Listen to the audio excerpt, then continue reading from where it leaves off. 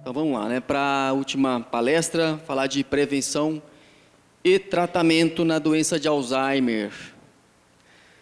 O primeiro impacto assim do diagnóstico de Alzheimer para a família pode se assemelhar a essa imagem, né? Um mergulho em águas profundas, né? Escuras e desconhecidas.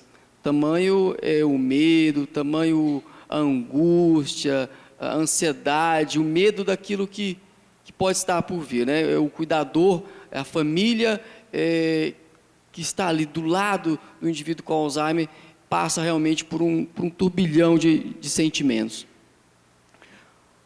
Mas com todas as dificuldades, com todos os tubarões que podem surgir pela frente, a gente pode dizer que esse mergulho ele pode ser talvez um pouco mais tranquilo e seguro, principalmente quando há informação sobre a doença por parte aí de quem está ali no dia a dia, quando há apoio de profissionais orientando nas diversas fases e principalmente apoio da família também, isso é importante. Trazendo aí para um modelo que é bem conhecido dos jovens, né? Das crianças, quem tem os netinhos aí, eu acho que já viu, né? O tal do hand spinner, lá em casa acho que tem uns 5 desses. Então, o tripé para um bom cuidado na doença de Alzheimer, nas demências de uma maneira geral, a gente pode dizer que seria o acompanhamento multiprofissional, né? Esse acompanhamento pelo médico, acompanhamento aí pelo psicólogo, pelo TO, pelo físio, pelo nutricionista, pelo enfermeiro, pelo dentista, o assistente social, enfim, os diversos profissionais que vão, em alguma fase da doença, necessitar, né, desse acompanhamento mais específico. Fonoaudiólogo, não podemos esquecer, são diversos profissionais. O olhar para o cuidador, né, que é aquele indivíduo que está ali numa situação de vulnerabilidade, sob um risco de adoecimento, já foi colocado aqui todas as alterações comportamentais porque passa o indivíduo com Alzheimer, e isso leva a estresse, isso leva ao risco de ansiedade, de depressão, de cansaço e de esgotamento por parte do familiar. E a estimulação, que deve ser contínua, não só cognitiva, né, como a Suzana colocou muito bem aqui, e a estimulação física ao longo da vida. Quanto a tratamento medicamentoso, as pessoas têm uma grande dúvida, né? O que existe? Existe um arsenal de drogas, de medicamentos que foram e que são testados para o tratamento da doença de Alzheimer. Porém, nós só temos 4 substâncias que são aí aprovadas, né, realmente para o tratamento. Hoje em dia, o que se busca é uma medicação que consiga modificar a evolução da doença. Nós estamos ainda diante de uma doença que não tem cura, que mesmo com as melhores medicações, associando drogas, combinando medicamentos, oferecendo o melhor cuidado, o melhor tratamento com diversos profissionais, oferecendo ali amor, carinho, nós temos ainda uma doença que progride, onde a morte dos neurônios, ela persiste e ela vai realmente com uma evolução que é progressiva. Mas nós temos aí algumas medicações aprovadas para o tratamento, medicações específicas, que são a rivastigmina, a donepezila, a galantamina e a memantina.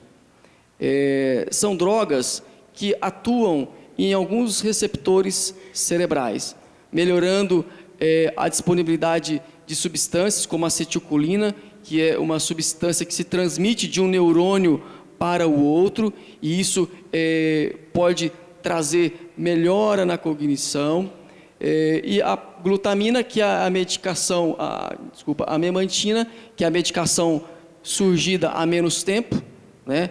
Aí há 13 anos atrás, que age no receptor de glutamato. Então, os estudos verificaram que na demência de Alzheimer nós temos uma baixa de acetilcolina, né? E aí essas medicações, elas atuam melhorando a liberação dessas substâncias e nós temos um aumento do glutamato. Então, a memantina, ela atua inibindo, né, a ação do glutamato no cérebro, que é nocivo para o funcionamento cerebral. Mas nós também utilizamos drogas para o tratamento dos outros sintomas que o indivíduo apresenta. Então, o indivíduo está agitado, que está agressivo, né, que está delirando, alucinando, e o cuidador não consegue controlar esses sintomas de maneira efetiva, sem medicações. Então, nós temos drogas que são específicas para essas alterações. Então, nós temos aí os antidepressivos, nós temos aí os ansiolíticos, nós temos os antipsicóticos, que são realmente utilizados com o objetivo de reduzir realmente esses sintomas que podem estar muito intensos no paciente e que podem, com certeza, diminuir também o estresse no cuidador, porque isso vai melhorar a qualidade de vida do indivíduo. Essas medicações específicas para a doença de Alzheimer, elas podem também melhorar o comportamento, tá? Então, muitas vezes a gente não observa tanta melhora na questão cognitiva, né? Os cuidadores, eles sempre têm uma expectativa grande com relação à droga específica. Olha, agora sim, né, doutor, ele tem o diagnóstico de uma doença, a gente vai entrar com a medicação e ele vai ter melhora. Muitas vezes a gente não consegue essa melhora cognitiva, mas muitos pacientes, usando essas medicações específicas, elas podem apresentar melhora no comportamento, ajuda a diminuir a ansiedade, a inquietação, a perambulação. Qual que é a resposta desses indivíduos com relação às medicações específicas? É mais ou menos a regra de 1/3. Então, 1/3 melhora, 1/3 estabiliza, isso principalmente nos 2 primeiros anos da doença. E 1/3 acaba piorando mesmo com a melhor medicação, mesmo associando remédios, o indivíduo ele evolui com piora mesmo da doença, das funções cognitivas, como já foi falado, da memória, da atenção, da linguagem, do raciocínio. Algo que é importante que o cuidador necessita ter em mente é a necessidade de um equilíbrio entre autonomia e segurança. Toda vez que o cuidador protege muito, né, oferece muita segurança, ele vai estar limitando a autonomia, limitando a liberdade do indivíduo, e isso não é bom. Da mesma forma, toda vez que se dá muita autonomia, se dá muita liberdade para aquele idoso com Alzheimer, nós podemos estar aí realmente aumentando o risco de acidentes, por exemplo. Um exemplo que nós damos é um indivíduo idoso com Alzheimer e que sai da sua casa para jogar aí baralho com os amigos, mas que para isso ele precisa atravessar uma rua muito perigosa, muito movimentada.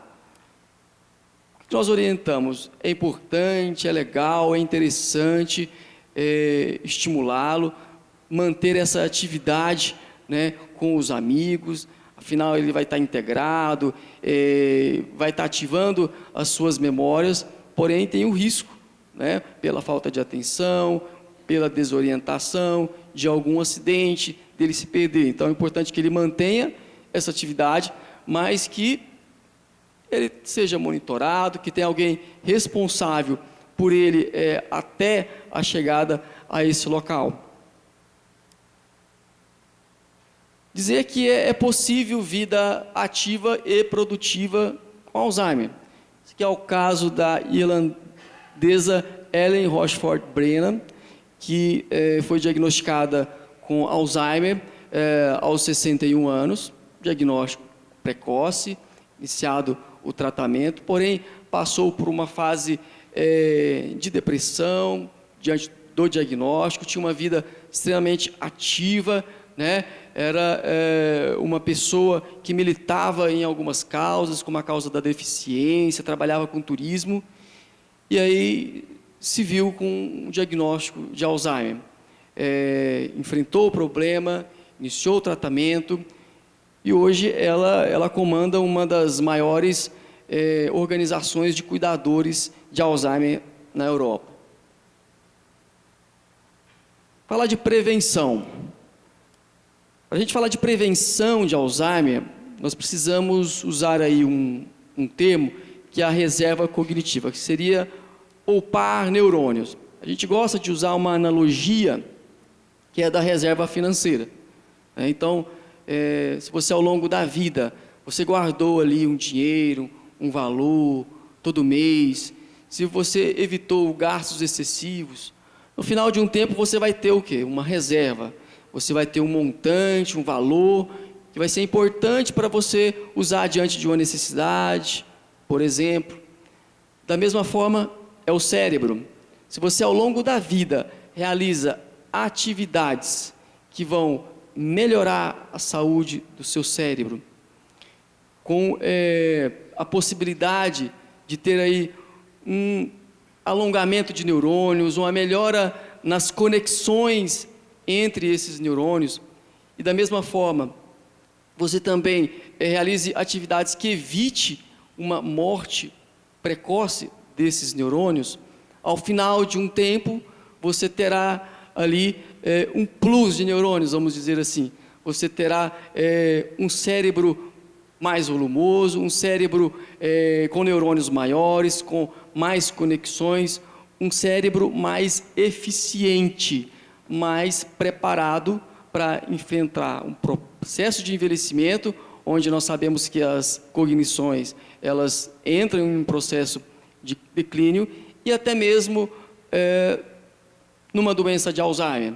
Então, se algumas atividades são realizadas ao longo da vida, se o indivíduo tem uma predisposição genética para desenvolver uma doença de Alzheimer, mas ele consegue ao longo da vida manter o cérebro saudável, ele pode não manifestar a doença ou até mesmo adiar o início dessa doença, como o Dr. Sérgio colocou. Talvez ele evoluiria com um quadro demencial lá no final da sua vida. Alzheimer é isso, é uma combinação mesmo, né, de fatores genéticos e ambiente. A gente sabe que a predisposição genética, né, os fatores genéticos têm uma importância, sim, na incidência da doença, né, mas existe uma variabilidade, 40% a 80%. E o restante são fatores ambientais, tanto fatores que aumentam o risco, quanto fatores que protegem o indivíduo de uma demência. O Dr. Sérgio colocou previamente que nesse ano uma revista de grande renome, de grande respaldo, a revista The Lancet, ela publicou, através de uma comissão de estudo sobre demências, um artigo muito interessante. E esse artigo mostrou que 1/3, 35% dos casos de demência poderiam ser prevenidos abordando estilo de vida. Seja aumentando educação e estimulação cognitiva, atividade física, contatos sociais, e reduzindo perda auditiva, hipertensão, diabetes, obesidade, tabagismo e depressão. Então, estimulação cognitiva, já foi falado bastante aqui, precisamos realmente tirar o nosso cérebro da zona de conforto, né?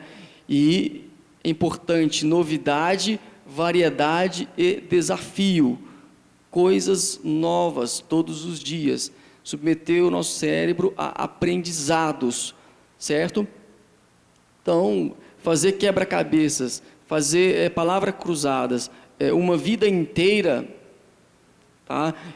Não ajuda em muita coisa, tá? Porque o seu cérebro ele já decorou todas as palavras, aquilo realmente não tem causado mais nenhum estímulo cognitivo. Então é importante que haja variedade. Exercício físico, já foi colocado aqui também, e os estudos atuais sobre Alzheimer, e sobre prevenção principalmente, têm abordado bastante a importância do exercício físico. E por que o exercício tem a ver com memória, tem a ver com melhora de funções cerebrais? O exercício físico está associado a um fator chamado fator neurotrófico. E esse fator neurotrófico ele atua no cérebro, aumentando o tamanho do neurônio e melhorando as conexões sinápticas entre esses neurônios. E tudo que o cérebro faz é dependente dessas conexões. Integração social. Seja aí participando de um voluntariado, seja participando de um grupo religioso, seja participando de uma associação de idosos, uma associação comunitária. Isso é importante, que os idosos participem e que nós, pessoas que estamos envelhecendo, façamos, porque a integração social, ela ativa memórias, ela desenvolve o seu vocabulário, você precisa estar atento ao que o outro está falando com você, tá? E sem falar que traz enormes benefícios também na autoestima, na prevenção de quadros depressivos e na melhora da qualidade de vida. Perda auditiva, isso aqui é algo novo que foi colocado nesse estudo. Não se dava muita atenção à questão da perda auditiva, mas desde 2011 alguns estudos já têm mostrado realmente que a deficiência auditiva, principalmente quando não tratada, a deficiência auditiva adquirida na vida é sim um fator de risco para as demências de uma maneira geral, porque a audição, assim como a visão, é uma porta de entrada para as memórias. É importante, a gente vê, infelizmente, pessoas adultas não valorizando a questão da deficiência auditiva, importante a questão do tratamento. Controle de doenças, isso aqui já foi bastante colocado pelo Dr. Sérgio, eu disse na primeira palestra que o cérebro consome 20% da energia e do oxigênio do nosso corpo. Então, tudo aquilo que interfere na parte cardíaca, tudo aquilo que interfere nos vasos sanguíneos, vão provocar repercussão ao nível do sistema nervoso central. Alimentação. A referência para a proteção da alimentação na doença de Alzheimer é o que nós chamamos de dieta do Mediterrâneo. Tá? Então, lá nos países da Europa, existe aí um consumo diferenciado de alguns alimentos, frutas, verduras, alimentos integrais, azeites, peixes, vinhos, e aquela região é uma região privilegiada e as estatísticas mostram que a incidência de demência lá é menor. E os estudos têm sido realizados e mostraram realmente um fator protetor que chega da ordem de 30%. Então, seria uma alimentação rica em peixes, pobre em carne vermelha, frutas, verduras, principalmente frutas vermelhas, grãos integrais, castanhas, azeite, o vinho ou o suco de uva. Dizer que realmente tudo aquilo que faz bem para o seu coração vai fazer bem para o seu cérebro, tudo aquilo que faz mal ao coração faz mal ao cérebro. Então, eu vou reforçar aquilo que foi muito bem colocado aqui pelo Sérgio, a importância de nós, adultos, cuidarmos disso, tá? Então, a gente tem que ter hoje esse olhar a longo prazo. Se eu tenho hoje 30, 40 anos, como eu quero estar aos meus 70? Depende daquilo que eu faço hoje, tá? São doenças assintomáticas, hipertensão, diabetes, tem importância do tratamento para uma prevenção a longo prazo, não só do AVC, não só do infarto, mas também de uma doença de Alzheimer, principalmente quando existe aí predisposição genética, muitos casos na família, o cuidado tem que ser realmente redobrado. Deixar aí uma mensagem final para vocês. E aqui estamos, entre profissionais que cuidam e tratam, pessoas, jovens, adultos e idosos que se interessam pelo assunto, talvez preocupados com a sua memória ou cuidando de seus entes queridos com Alzheimer. Precisamos de humildade para aprender, independente da nossa idade, para ensinar, para reconhecer que precisamos de ajuda quando o fardo está pesado e para oferecer a mão, sendo esse apoio que o outro precisa, para amar, independente do que o outro fez comigo ou da capacidade do outro em retribuir esse amor. Então, a gente vê isso muito no nosso dia a dia, tá? O cuidador sofrendo pelo fato de não conseguir perceber, não observar correspondência naquilo que ele faz com o seu ente querido.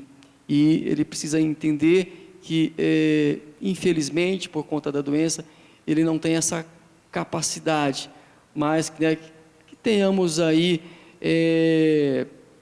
o sentimento de dever cumprido a cada dia, no nosso trabalho diário, muitas vezes árduo, mas que é recompensador. Queria agradecer, essa é minha família também, minha esposa, meus filhos que eu amo, e muito obrigado aí pelo evento, obrigado pela participação de vocês, que responderam muito bem, né?